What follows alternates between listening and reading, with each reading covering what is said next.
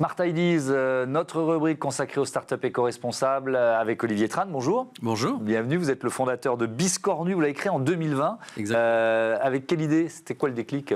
Le déclic, c'est mon enfant qui est autiste sévère, Alexandre, et qui n'avait pas de solution de prise en charge tout simplement à cette époque-là, donc il restait à la maison.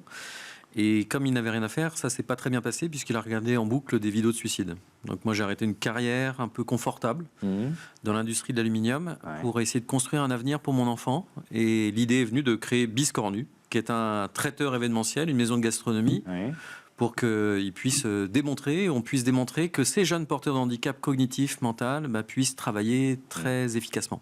Avec ce chiffre qu'on a trouvé en préparant évidemment cet entretien, 2 millions de personnes en situation de handicap neuro-atypique en France, avec un, alors là moi j'ai pas le chiffre et c'est pas une colle, si vous l'avez pas c'est pas grave, mais avec un taux de chômage à quel niveau? Qui est de plus de 80% en fait. Oui c'est ça, j'allais dire c'est stratosphérique quoi, c'est incomparable. C'est exactement ça, ça veut dire qu'on n'a pas l'occasion pour ces jeunes-là de suivre, enfin ils n'ont pas l'occasion de suivre un apprentissage classique. Certains ne savent pas lire, pas écrire. Mon fils, par exemple, ne sait ni lire, ni écrire, ni même parler.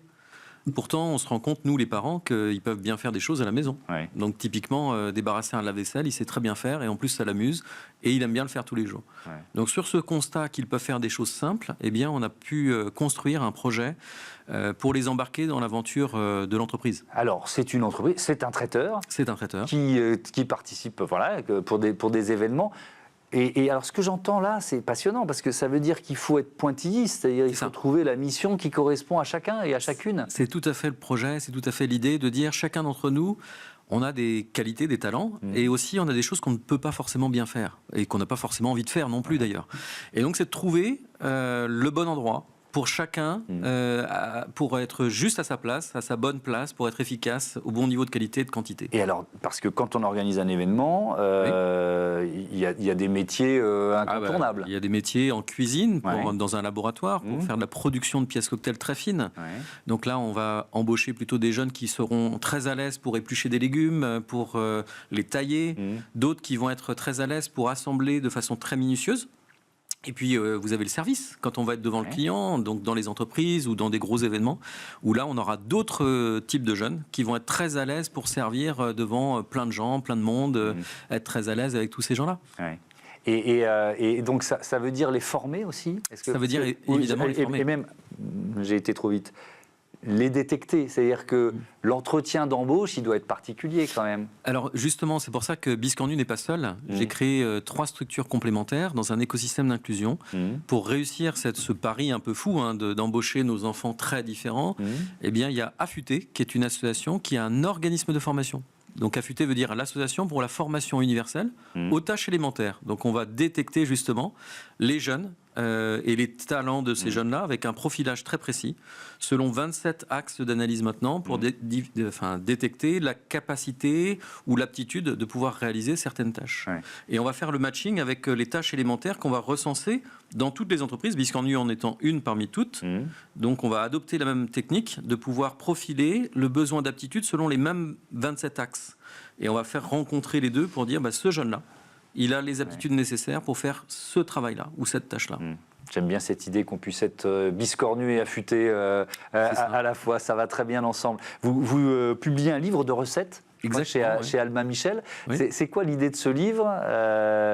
Et puis on va comprendre que les bénéfices vont justement à l'association en question. L'idée de ce livre, c'est précisément de démontrer que c'est un chemin... C'est un livre de recettes, c'est ça? C'est un livre de recettes déjà, voilà, exactement. Donc ça s'appelle En cuisine avec Biscornu. Publié par Albin Michel, disponible à la FNAC ou n'importe quel endroit. Et donc ce livre-là, c'est un livre de recettes fait par des meilleurs chefs français, donc des meilleurs ouvriers de France ou des chefs étoilés, qui œuvrent précisément pour l'inclusion de ces porteurs de handicap. Ils ont construit des recettes qui conviennent pour ces jeunes-là, avec des engagements très forts, puisque c'était 100% local, 100% bio, 100% de saison. Il n'y aura pas de chocolat, par exemple, dans ces recettes-là. Et l'idée, c'est de pouvoir créer, en fait, le bon angle d'attaque et d'installer ces jeunes comme des références, comme des étoiles. C'est eux qui vont montrer la voie et le chemin, en fait, à d'autres acteurs de ce milieu de la restauration. Et ces chefs étoilés ou ces meilleurs ouvriers de sciences, ils ont eux-mêmes embauché des jeunes dans leur cuisine. Ils sont tous en fait très engagés pour ces valeurs de partage, de solidarité. Ça fait partie du métier même de chef cuisinier, hein, de construire quelque chose pour un public, pour des clients, et de partager des saveurs, de partager des émotions. Et en fait, la partie intégration, inclusion fait partie intégrante de ces notions-là de cuisine et de partage. Et donc, ils ont embauché et ils veulent embaucher davantage de porteurs de handicap dans leur cuisine et puis surtout construire le chemin d'avenir pour ces jeunes. Vous travaillez toujours à Matignon. J'ai lu qu'il y avait eu un certain nombre de réceptions. Exactement. Donc, on travaille pour les services du Premier ministre. Donc, on intervient pour le Conseil d'État, la Cour des comptes. Et ça, c'est très valorisant pour ces jeunes porteurs de handicap de pouvoir être dans des institutions et de montrer en fait dans des lieux où il y a besoin d'avoir un niveau d'exigence très élevé, qu'ils sont capables d'assurer en fait des événements de très haute tenue, de très haute qualité.